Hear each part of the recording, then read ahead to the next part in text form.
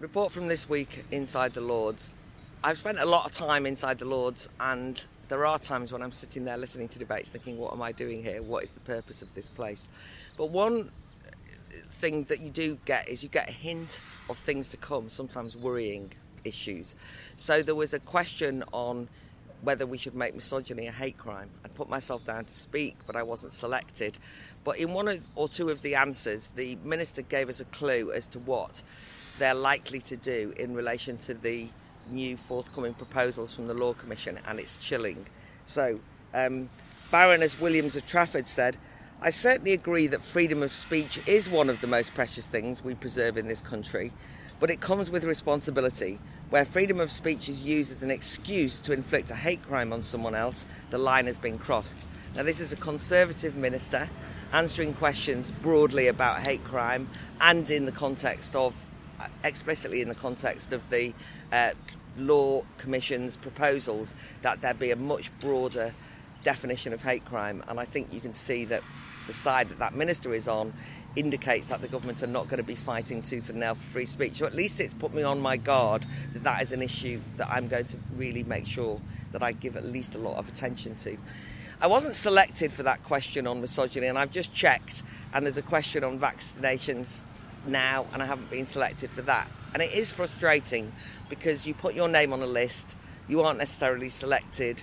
As a non-affiliated peer, there's no whip fighting for us. Myself and Kate Hoey and Geezer Stewart can find it frustrating that you're kind of sitting and waiting, and basically the time is carved out between the parties, but you have to put up with that, but it's definitely not a place where you have kind of spontaneous discussion and debate. And one of the things that's happened is that there's actually been something of an argument about that lack of debate. Now, I am associated with the Debating Matters competition, which is a competition for sixth formers, and it was very exciting when something I founded but has now grown up on its own and is now part of a charity, had its online final for a championship, and they asked me to present the prizes virtually. But I sat for 2 hours, I was in the House of Lords listening to this fascinating discussion, really interactive, between sixth formers on whether we should topple statues or not. That was the debate. As you know, highly contentious, but all of the arguments were really aired, and it really was the cut and thrust of debate at its finest. And I realised how much I miss debate, and yet I sit in a debating chamber every day. But one of the things that's happened with COVID is that there is a controversy about the way that COVID has affected both the House of Commons and the House of Lords. But the House of Lords in particular runs a hybrid system. What that means is there are lists. There won't always be lists. This is now when I'm complaining I'm not selected on the list, because usually what happens in the House of Lords, not that I've ever been there during this time, but from watching it on the telly sometimes, is that people just stand up and speak, and if you stand up you might get taken, and that's the way. In other words, it's a proper argument and discussion.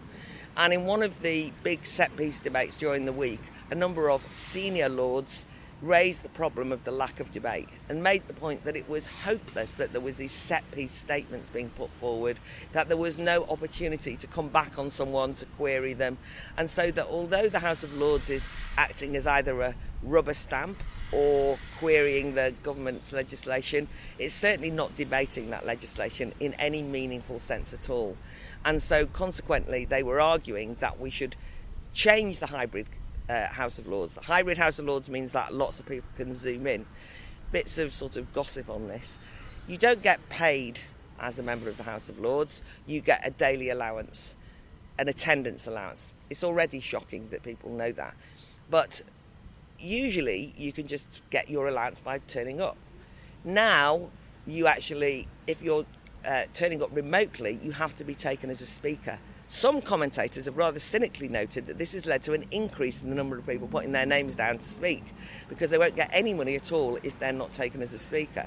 And there's only a very limited number of people who are allowed to go in. I've been going in as much as possible, not for the daily allowance, but because I believe that's what I should be doing. And then they've got this weird thing where they say everyone should be treated equally. So the reason they won't let a debate happen in the chamber is they say you can't debate if you're on Zoom. So consequently, you're not allowed to debate at all. So these senior lords, these kind of very important people of their day, were basically rightly saying, for God's sake, we should, if you're not here, you don't get to debate. It's as simple as that. If you're zooming in, you can make your point, but we should be allowed to have the cut and thrust of discussion, and I really agree with them. So that's one thing I've learned this week. The very interesting thing is where you eat. Right, so this is hugely insightful. I go to the Peers and Guests Lounge for a cafetiere, and I kind of sit there, and it's all socially distanced, but it's all very nice, and I know the staff, and I sometimes get a sandwich and all that kind of thing. But I have never had the courage to go into the Peers dining room, which strikes me as being entirely intimidating. But I was encouraged by Lord Moylan and Baroness Hoey that I had to go in. It's a long table, so it's a bit like Oxbridge colleges. I know that because I've visited them rather than I've ever attended them. But now, because of social distancing, it's not quite as friendly as it would be. But there's a long table, and it's where you're meant to kind of just sit down, get served, and it's open. So I was told, well, you've got to come in about 3:30, 4 o'clock, because they do toasted tea cakes. So I ventured in yesterday, and I had my toasted tea cakes and tea. It was a bit intimidating, I have to say, because you kind of have to sit there and people talk to you, or in a way you kind of, it's like, I suppose, what a public school would be like. But anyway, I ended up sitting next to, although 2 metres apart from, the one of the main people who acts as the what they call speaker in the house, a baroness of some age and experience, and it was really, she was very kind and answered lots of questions I had about who gets to speak and what the rules are and so on. But anyway, I've discovered that I can go in the Peers dining room without it causing a hernia.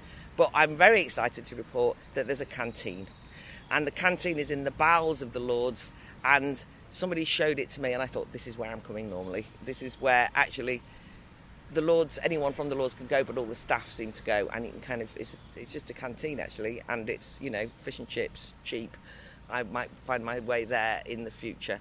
But there is a whole range of procedures, and when I sat next to this person who's a speaker, she explained some of the rules. So just the final thing I'll finish with is my capacity to break rules by accident. So when you go into the House of Lords, you are supposed to nod to the symbol of the state. Now, I can't, even though I've said to myself, go in, nod, not nod, bow, presumably, not nod, but anyway, bow to the symbol of the state. Of course, I can't get used to it. People probably think I'm doing some terrible, you know, revolutionary act of what is the word? But anyway, I never remember to do it. Now, as a Catholic, I can't go into a Church of England or anything else without genuflecting and doing the sign of the cross. I've been reared in it, and I do it all the time. But going in and kind of bowing to the symbol of the state gets me every time. So if you notice, I'll never manage to do it. I'm not being subversive. But I was approached by one of the doorkeepers who came up to me and said, I hope you don't mind me saying, Lady Fox, because that's what they call me. I know it's odd. But you stood up while the speaker was speaking the other day and left the chamber. And this is, and usually if the place was crowded, people would be saying, you know, out of order, out of order. So I thought, thank God it's empty for COVID. And I said, oh, really? I didn't even know I'd done it. And he said, yes, there are certain rules. You're not allowed to stand up when the speaker is speaking. And there is a list of rules, and I haven't quite assimilated them all. Now, this is a kind of sense of procedure, which you could say is polite, but it indicates that there's something hanging over you all the time, which is this idea of tradition that's been going on for hundreds of years, and you have to obey it. And although I don't want to be churlish and disagree with the rules, I also feel sometimes that some of them are, you know, a set of hoops that one has to jump through, and I'm not very good at remembering them all, so I tend to break them. My intention today was to go in and speak about vaccinations, but I've just checked and I'm not on the list, which is frustrating. But there is a statutory instrument on the use of the law to make it far easier to section people who are mentally ill.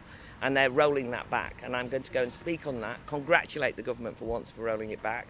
but make the point that the reason why we have very strict rules about not being able to deprive people of their liberty in the name of health, i.e. lock them up, is because we know that that is a draconian thing to do. I'm going to point out the irony of the fact that actually lockdown is doing just that, so they can roll back this piece of legislation, but for the rest of us who are sane in mind, actually we don't have that privilege.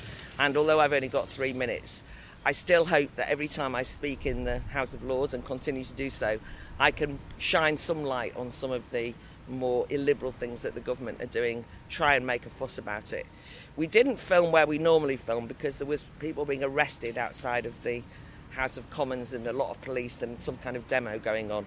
And just to finish, there was an elderly lady who's a lockdown skeptic who was bundled into a police car yesterday by a huge number of policemen.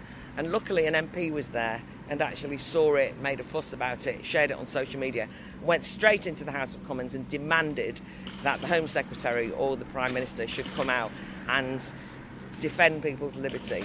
And I had a lot of admiration for that Tory MP because he could have just walked past. But I do think that people's liberties are on the line. And even if it's a crank standing outside the House of Commons, we have a right to protest. And even though we're cosseted in the safe space of the House of Lords and the House of Commons, it's hugely important that we use the privileges that we do have to shine a light and expose the things that are happening to people in this country in terms of their lack of freedoms.